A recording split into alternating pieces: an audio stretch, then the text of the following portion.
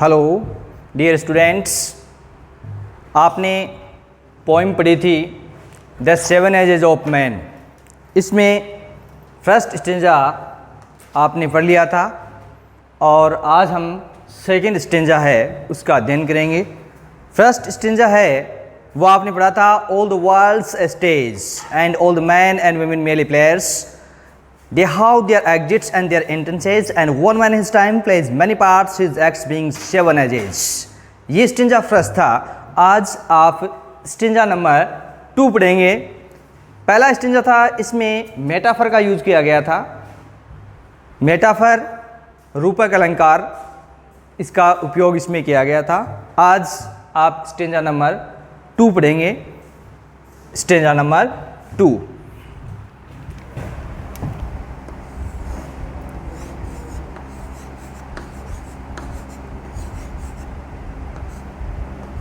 Stanza number 2, इसमें शिशु अवस्था का वर्णन किया गया है और एक स्कूल बॉय, 2 अवस्थाओं का वर्णन किया गया है।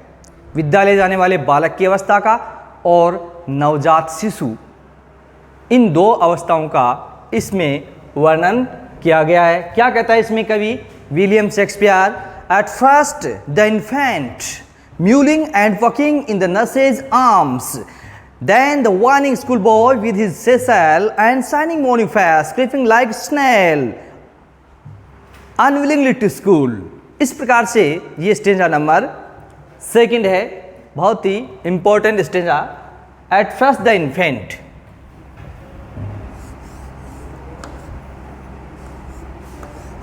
Eight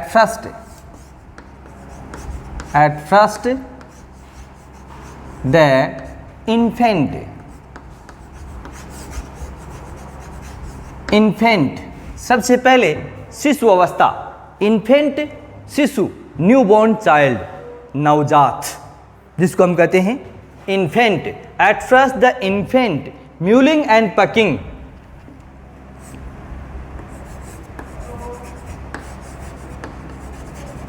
mewling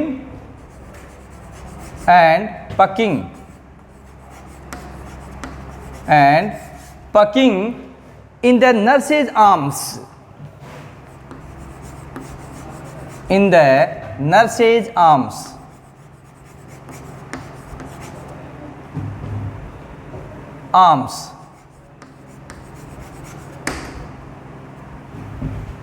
nurse's arms।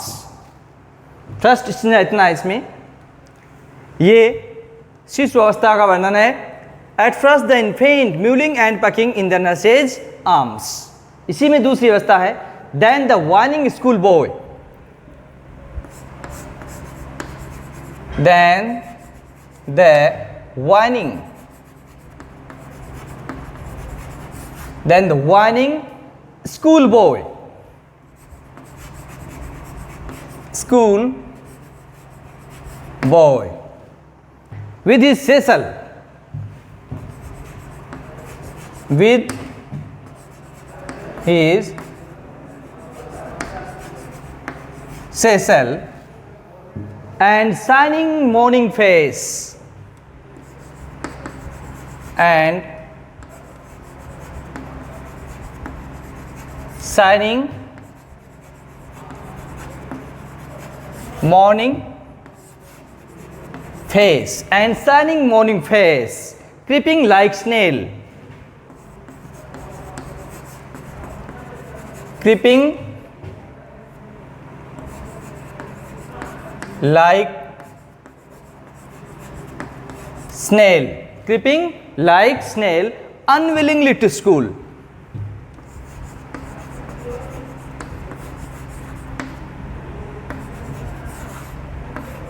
unwillingly to school. ये स्टेंजा नंबर 2 बहुत ही इंपॉर्टेंट स्टेंजा, बहुत अच्छी तरह से आपको समझना है।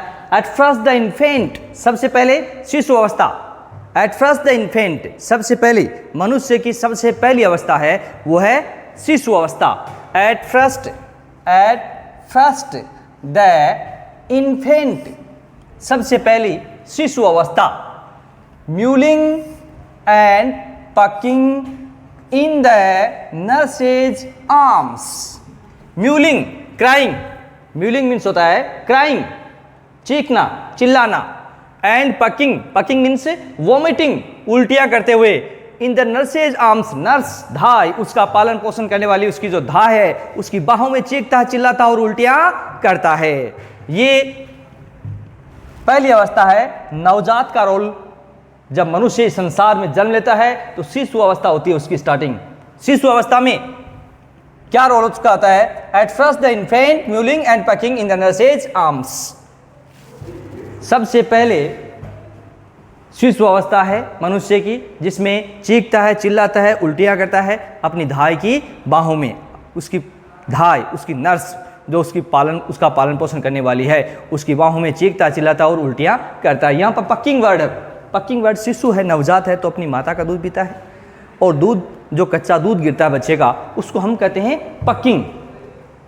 म्यूलिंग, क्राइंग एंड पकिंग, और उल्टियां करता हुआ. इन द नर्सेज आर्म्स, नर्स उसकी धाई, उसका पालन पोषण करने वाली है, उसकी आर्म्स बाहों में चीखता, चिल्लाता और उल्टियां करता है. Then the whining school boy, then तब वाइनिंग शिकायत करता हुआ, वाइनिंग शिकायत करता हुआ. स्कूल बॉय दूसरी अवस्था. कौन सी अवस्था? दूसरी अवस्था है स्कूल बॉय की. इस स्टेंजा में दो अवस्थाओं का वर्णन किया गया है. फर्स्ट इन्फेंट, दूसरी school boy. Then the whining school boy, तब शिकायत करता हुआ विद्यालय जाने वाले बालक की अवस्था है. विद हिज सेसल, अपने एक छोटे से बैग के साथ. विद के साथ, हिज अपने, सेसल ए स्मॉल बैग, एक प्रकार का छोटा थैला या bag. And shining morning face, and और शाइनिंग चमकता है, चमकता हुआ. मॉर्निंग सुबह में, फेस चेहरा, और सुबह में उसका चेहरा चमकता है. क्रीपिंग रेंगता हुआ चलता है, रेंग करके चलना. क्रीपिंग लाइक की भांति, की तरह. स्नेल घोंगा, समुद्री प्राणी. A kind of sea creature, मतलब एक प्रकार का समुद्री प्राणी. घोंगा जिसको हम कहते हैं, उसकी भांति धीरे धीरे रेंगता हुआ चलता है. Unwillingly to school, unwillingly to school, अनिच्छा से. विलिंगली इच्छा से, अनविलिंगली अनिच्छा से, रिलुक्टेंटली अनिच्छा से. टू स्कूल विद्यालय जाता है. He goes to school unwillingly, वह अनिच्छा से विद्यालय जाता है. क्योंकि जब बच्चा फर्स्ट टाइम स्कूल जाता है तो उसकी इच्छा विद्यालय जाने की नहीं होती है. वह अपने घर में ही अपने मम्मी पापा के साथ, अपने छोटे और भाइयों के साथ खेलना चाहता है, इसलिए वह स्कूल नहीं जाना चाहता. स्कूल हम भेजते हैं उसको, जाता है तो अनविलिंगली टू स्कूल, अनिच्छा से विद्यालय जाता है. तो डियर स्टूडेंट्स, आप इसको अच्छे से समझें. Eight first the infant mewling and puking in the nurse's arms, सबसे पहले शिशु अवस्था जिसमें शिशु अपनी धाई की बाहों में चीखता, चिल्लाता और उल्टियां करता है. Then the whining school boy with his satchel, तब एक छोटा सा शिकायत करता हुआ विद्यालय जाने वाले बालक की अवस्था है. विद हिज सेसल बॉय, किसके? विद हिज सेसल, अपने छोटे से बैग के साथ. छोटा सा उसकी पीठ पर उसका भारी छोटा जो बैग है, थैला है, उसकी वो शिकायत करता है. उसको थोड़ा भारीपन महसूस होता है. एंड शाइनिंग मॉर्निंग फेस, और सुबह में उसका चेहरा चमकता है. क्रीपिंग लाइक स्नेल, रेंगता हुआ स्नेल, स्नेल की भांति विद्यालय जाता है. अनविलिंग टू स्कूल, अनिच्छा से विद्यालय जाता है. यहाँ पर क्रीपिंग लाइक स्नेल, यहाँ पर सिमली अलंकार है. कौन सा अलंकार यहाँ पर? सिमली, उपमा जिसको हम कहते हैं, उपमा अलंकार का प्रयोग यहाँ पर किया गया है. सिमली है. पहले स्टेजा में हमने पढ़ा था मेटाफर, मेटाफर रूपक, और सिमली यहाँ पर है उपमा. ये सिमली क्या है, उपमा अलंकार क्या है? Simile is a figure of speech in which two objects of different kinds are compared with each other using so like as, that is called simile. उपमा वह अलंकार है जिसमें दो भिन्न भिन्न प्रकार की वस्तुओं की आपस में तुलना की जाती है. इसमें so like as का प्रयोग होता है. दो वस्तुएं हैं, वो भिन्न भिन्न प्रकार की होनी चाहिए, डिफरेंट होनी चाहिए. एक वस्तु की दूसरे साथ क्या की गई है? तुलना की गई है, तो उसमें so like as का प्रयोग होता है. यहां पर एक क्या है? स्कूल बॉय, विद्यालय जाने वाले बालक की अवस्था है, और दूसरी ओर स्नेल है. तो स्नेल अपनी धीमी चाल के लिए, धीमी गति के लिए प्रसिद्ध है. तो उसी प्रकार से तुलना की है. किसकी? विद्यालय जाने वाले बालक की तुलना की है. अनविलिंग टू स्कूल, अनिच्छा से विद्यालय जाता है, मतलब धीरे धीरे छोटे छोटे कदमों से आगे बढ़ता है. उसकी विद्यालय जाने की इच्छा नहीं है। तो इस प्रकार से ये स्टेंजा है। स्टेंजा फर्स्ट आपने पढ़ा था, उसमें था मेटाफर, उसमें अलंकार आपको मिला था एक मेटाफर। पहला आपको मिला एक मेटाफर मिला, मेटाफर, उसमें था मेटाफर, और इसमें आपको मिला है सिमली। सिमली मेटाफर, ये आ गया आपका रूपक, रूपक अलंकार हो गया, और ये आपका हो गया उपमा, उपमा अलंकार हो गया। इस प्रकार से ये इसमें आपको समझना है। मेटाफर क्या है? रूपक, और सिमली क्या है? उपमा।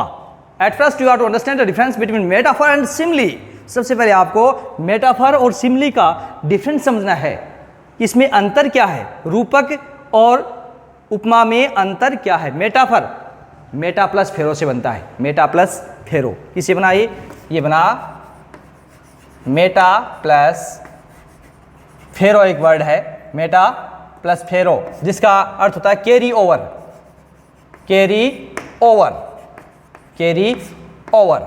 एक वस्तु दूसरी वस्तु का सीधे ही रूप धारण कर लेती है, अपने ऊपर रूप ले लेती है, तो उसको हम कहते हैं, क्या कहते हैं? मेटाफर कहते हैं। रूपक हो गया, जैसे camel is the ship of the desert, ऊंट रेगिस्तान का जहाज है। तो ऊंट ने क्या ले लिया? जहाज का रूप धारण कर लिया। मैन इज ए वॉल्फ, मनुष्य भेड़िया है, तो मनुष्य ने रूप धारण किसका कर लिया? भेड़िया का, तो रूप आ गया, तो अलंकार कौन सा हो गया? रूपक हो गया। लेकिन इसमें हम सिमली क्या है, इसमें देखो मेटाफर क्या है? Metaphor is a figure of speech in which two objects of different kinds are compared with each other without using so like as, that is called metaphor, and metaphor also the condensed form of simile. यहां पर simile आप समझेंगे क्या है? तो simile is a figure of speech in which two objects of different kind are compared with each other using so like as, that is called Simli, उसको हम कहते हैं सिमली। इसमें यहां पर देखो उपमा क्या है? Man is like a wolf, man is like a wolf, तो इसमें क्या आ गया? लाइक आ गया। सो लाइक एज का प्रयोग होता है तो आ जाता है सिमली, सो लाइक एज का प्रयोग नहीं होता है तो आता है मेटाफर। तो यहां पहले में आपको मिला था मेटाफर किसमें? All the world's a stage, सारा संसार एक रंगमंच है, तो संसार ने रूप धारण कर लिया किसका? रंगमंच का कर लिया, तो उसमें तो क्या आ गया? मेटाफर आ गया। इसमें क्या है? School boy, school boy is creeping like a snail, तो स्कूल बॉय अलग हो गया और स्नेल अलग हो गया, दोनों क्या है? डिफरेंट हैं, और एक दूसरे से तुलना की गई है, दोनों अपनी धीमी चाल के लिए क्या है? प्रसिद्ध है यहाँ पर। तो यहाँ पर स्नेल है, उसकी तुलना किसे? स्कूल बॉय से, तो यहाँ पर अलंकार हो गया आपका उपमा, सिमली हो गया। ये देखें इसमें तो बहुत ही इंपॉर्टेंट स्टेंजा है, अच्छी तरह से आपको समझना है। पूछ सकता है find out the words, find out the words from the extract which are described as metaphor and simile. Metaphor पर पूछता है तो मेटाफर के बारे में पूछोगे तो आपको पहले ये कि कौन सा? All the words stage. आपको पूछता है कि सिमली कौन सी है, बताओ। फाइंड आउट द वर्ड्स, शब्दों को ढूंढो, पता लगाओ। विच आर डिस्क्राइब्ड, जिनका वर्णन किया गया है एज के रूप में, सिमली, सिमली के रूप में किया गया, तो क्या बताओगे? आप लिख दोगे creeping like snail, creeping like snail. School boy is compared, school boy is compared with snail. यहां पर स्कूल बॉय की तुलना किससे की गई है? स्नेल के साथ की गई है। घोंघा जो है समुद्री प्राणी, उसके साथ की गई है, इसलिए यहां पर हो गया उपमा अलंकार, जिसको हम इंग्लिश में कहते हैं सिमली। सिमिलस वर्ड होता है, लाइकनेस जिसका कहते हैं हम सिमिलस, समानता को दर्शाता है, इसलिए यहां पर सिमली अलंकार है। तो इसमें डिफिकल्ट वर्ड है इन्फेंट। इन्फेंट का मतलब होता है शिशु। इन्फेंट मीनिंग देखें आप, इसमें मीनिंग देखेंगे इसके, तो यहां पर आ गया इन्फेंट। इन्फेंट, इन्फेंट से बनता है इन्फेंसी, शिशु अवस्था। इन्फेंट से बनता है इन्फेंसी, शिशु अवस्था, जिसको आप शिशु कहते हैं या नवजात, नवजात। ये न्यू बॉर्न चाइल्ड, इंग्लिश में इनको कह सकते हैं new born child. Infant, infant से बनता है इन्फेंसी, शिशु अवस्था, और इसी से बन सकते हैं इन्फेंटिसाइड, इन्फेंटिसाइड जिसको हम कहते हैं शिशु हत्या। साइड जिसके अंत में लगता है वो होता है शिशु हत्या, जैसे इन्फेंटिसाइड, मेट्रिसाइड, पेट्रिसाइड। तो उसमें क्या होता है? जिसके साइड लगता है वो होता है हत्या से संबंधित होता है, यहाँ है इन्फेंट का मतलब शिशु। इसके बाद म्यूलिंग, म्यूलिंग का हो गया क्राइंग, चिल्लाते हुए, चीखते हुए या चिल्लाते हुए, चिल्लाना। फिर आ गया आपका पकिंग, पकिंग का मतलब वोमिटिंग, उल्टियाँ करना, इसका हो जाएगा उल्टियाँ करना या केक करना। और इसके बाद नर्स दहाय है, आर्म्स बुझाएं। वाइनिंग का मतलब शिकायत करना, वाइनिंग शिकायत करना, शिकायत करते हुए शिकायत करते हुए आ गया। यहाँ पर फिर सेसल स्मॉल बैग, सेसल का मतलब हो गया ए स्मॉल बैग, एक छोटा सा थैला। फिर इसके बाद डिफिकल्ट वर्ड शाइनिंग का मतलब चमकना, ब्राइटनिंग, मॉर्निंग, फेस चेहरा, क्रीपिंग रेंगता हुआ, लाइक की तरह की माती, स्नेल, यहाँ पर स्नेल का लिख लो आप, स्नेल ए सी क्रीचर, ए सी क्रीचर, सी क्रीचर जिसको हम कहते हैं समुद्री प्राणी, स्नेल घोंगा जिसको कहा जाता है। अनविलिंगली कहा जाएगा अनिच्छा से, अनविलिंगली, रेलिक्टेंटली, इंग्लिश में इसको कहते हैं रेलिक्टेंटली, अनिच्छा से, अनविलिंगली अनिच्छा से।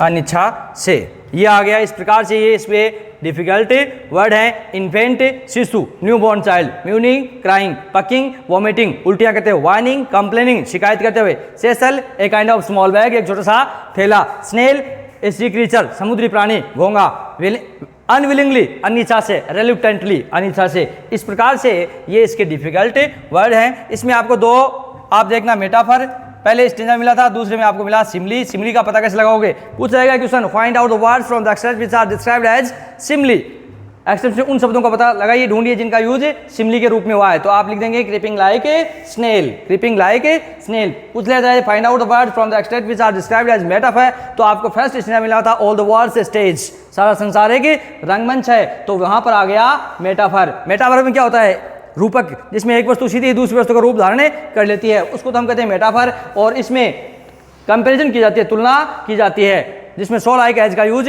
होता है, वो तो हो गया सिमली। जिसमें सो लाइक एज का यूज नहीं होता है तो वो हो गया मेटाफर। एक बार आप अच्छी तरह से इसको समझ लें। Metaphor is a figure of speech in which two objects of different kinds are compared with each other without using so like as, that is called metaphor. And metaphor is the also condensed form of simile. Now you will understand simile. Simile is a figure of speech in which two objects of different kinds are compared with each other using so like as. Simile is derived from the Latin word similus, which means likeness, जिसको हम कहते हैं उपमा। इसमें सीधी एक वस्तु दूसरी वस्तु की तुलना की जाती है इसमें, और इसमें सो लाइक एज का प्रयोग होता है और इसमें सो लाइक एज का प्रयोग नहीं होता। इस प्रकार से ये दो स्टेंजा आपने अच्छी तरह से समझा है। इस स्टेंजा नंबर 2 में यहाँ पर दो अवस्थाओं का वर्णन किया गया है। फर्स्ट इन्फेंसी, शिशु अवस्था, और दूसरी आपको मिला ए स्कूल बॉय, दोनों का वर्णन किया गया। यहाँ पर कवि विलियम शेक्सपियर बहुत ही अच्छा चित्रण कर रहा है प्रथम अवस्था का, शिशु अवस्था का। कहता है at first the infant mewling and puking in the nurse's arms, जब मनुष्य संसार में जन्म लेता है तो एक शिशु के रूप में जन्म लेता है, और उसकी प्रारंभिक स्टेज इस संसार में प्रारंभ होती है, वो होती है एक शिशु के रूप में। शिशु अपनी धाय की बाहों में चीखता है, चिल्लाता है और उल्टियां करता है। ये रोल ही is completely depend on others, on his nurse. वह पूर्ण रूप से दूसरों पर अर्थात अपनी धाय पर आश्रित रहता है। तो यहां पर सेकेंड स्टेज जो हम पढ़ेंगे वो है स्कूल बॉय की।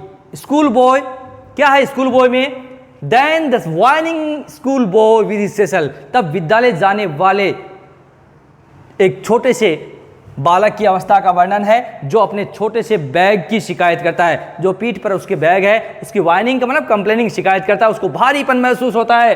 एंड शाइनिंग मॉर्निंग फेस, बच्चा है, बच्चे के चेहरे की चमक है, वो तेज है, सुबह में उसका चेहरा चमकता है। कैसे? फिर चल रहा कैसे है, उसकी गति की बात कर रहा है। चेहरे कभी नहीं, यहां पर चेहरे का वर्णन किया तो चेहरे में क्या है, चमक है। और गति की बात करता है तो क्रीपिंग लाइक स्नेल, क्रीपिंग रेंगता हुआ, धीरे धीरे, लाइक की तरह, स्नेल घोंगा, समुद्री प्राणी, a kind of sea creature, एक प्रकार का समुद्री प्राणी, उससे उसकी भांति धीरे धीरे चलता है। स्नेल यहां पर अपनी धीमी गति के लिए प्रसिद्ध है।